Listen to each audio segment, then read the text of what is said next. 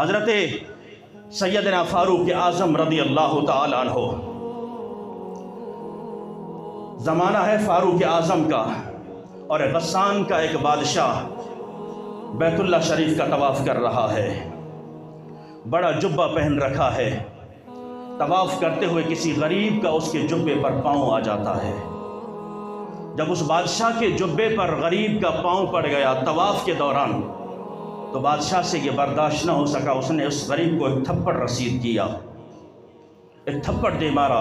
خانہ کعبہ کے اندر، اللہ کے گھر کے اندر، خانہ کعبہ کے سامنے جب اس غریب کو تھپڑ رسید ہوتا ہے، وہ روتا ہوا جناب سیدنا فاروق اعظم رضی اللہ تعالیٰ عنہ کے پاس چلا جاتا ہے کہ یا امیر المومنین، مجھے انصاف چاہیے، آج طواف کے دوران غسان کے بادشاہ نے مجھے تھپڑ مارا ہے، اس لیے کہ میں غریب تھا، مجھے انصاف چاہیے۔ حضرت سیدنا فاروق اعظم رضی اللہ تعالیٰ عنہ نے اس غسان کے بادشاہ، جو ابھی چند ہی دن پہلے مسلمان ہوا تھا، غسان کے بادشاہ کو بلایا اور فرمایا کہ اس کا قصاص ہوگا۔ کیا ہوگا؟ بولیے تو صحیح، قصاص ہوگا، بدلہ لیا جائے گا۔ آج کتنے غریبوں کی عزتیں اچھالی جا رہی ہیں، کتنے غریبوں کو دھکے ملتے ہیں امراء کے گھروں سے، کیا عزت ملتی ہے وہ سب زمانہ جانتا ہے، لیکن یہ غریب پھر روٹی کے پیچھے بھاگ رہا ہوتا ہے۔ ارے مت بھاگ اس روٹی کے پیچھے جس میں تیری عزت کو اچھالا جائے، جس میں تیری عزت کو رسوا کیا جائے، جس میں تیری عزت نفس مجروح کی جائے، اس لیے کہ اللہ تبارک و تعالیٰ نے تیری روٹی کا ذمہ میرے رب نے لیا ہے، تیرے رزق کا ذمہ میرے رب نے لیا ہے، نہ کوئی تجھ سے ایک نوالا چھین سکتا ہے، نہ کوئی دے سکتا ہے۔ جو نصیب میں تیرا ایک نوالا لکھا ہے، وہ نوالا میرے رب نے ذمہ اٹھا لیا ہے، جب وہ چونٹیوں کو رزق دے رہا ہے تجھے بھی رزق دے گا وہ۔ اور کوئی آج تک بھوک سے نہیں مرا، یہ خود اپنے ضمیر سے پوچھئے کہ آج ہم کیا فیصلہ کرنے جا رہے ہیں اور ہمیں کیا کرنا چاہیے۔ ہم یہ نہیں کہتے کہ آپ لبیک پاکستان کو سپورٹ کریں، ہم یہ کہتے ہیں کہ آج آپ دیکھیں جو حضور صلی اللہ تعالیٰ علیہ وسلم کے دین کو نافذ کرنا چاہتا ہے، حضور صلی اللہ تعالیٰ علیہ وسلم کی شریعت کو نافذ کرنا چاہتا ہے، آپ کو اللہ نے عقل دی ہے، شعور دیا ہے، آپ کو سمجھ دی ہے اللہ تبارک و تعالیٰ نے۔ اچھا برا جب سمجھ سکتے ہو، لیکن جب دین کی بات آتی ہے تو پھر سمجھ میں نہیں آتا، جب شریعت کی بات آتی ہے تو پھر سمجھ میں نہیں آتا۔ تو میں عرض کر رہا تھا، فاروق اعظم نے فرمایا کہ قصاص ہوگا، بدلہ لیا جائے گا۔ حضور والا کیسے؟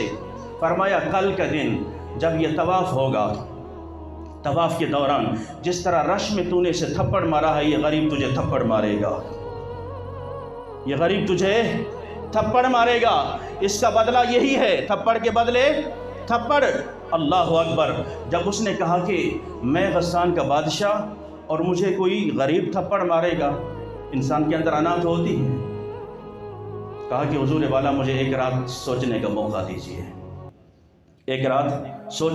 دیجیے، کہا کہ ٹھیک ہے، تجھے آج رات کی مہلت ہے، لیکن کل جب دن ہوگا تجھے بیت اللہ شریف میں آنا پڑے گا، طواف کے دوران یہ غریب تجھے تھپڑ مارے گا، اس کا بدلہ ضرور چکانا پڑے گا۔ اس نے کہا کہ مجھے ایک رات کی مہلت دی جائے۔ جب وہ یہاں سے چلا گیا، اس نے راتوں رات فیصلہ کیا کہ میں کلمہ ہی چھوڑ دیتا ہوں، وہ کلمہ چھوڑ کے وہاں سے نکل بھاگا۔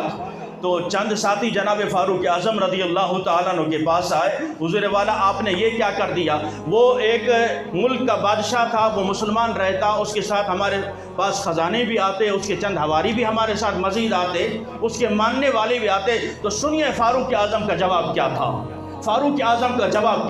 جناب سیدنا فاروق اعظم رضی اللہ تعالیٰ عنہ فرماتے ہیں، مجھے ان کے خزانوں کی ضرورت نہیں ہے، مجھے اس کے حواریوں کی ضرورت نہیں ہے، اس لیے کہ میں حضور کے دین کو نافذ کرنا چاہتا ہوں، میں حضور صلی اللہ تعالیٰ علیہ وسلم کی شریعت کو نافذ کرنا چاہتا ہوں۔ کل کلا اگر یہ غریب رب کے سامنے کھڑے ہو کر مجھ سے سوال کرتا، فاروق اعظم تیرے دور میں مجھے خانہ کعبہ میں تھپڑ مارا گیا، میں نے تجھے شکایت پہنچائی، بتا تو نے اس کا کیا کیا، تو میں کیا جواب دوں گا؟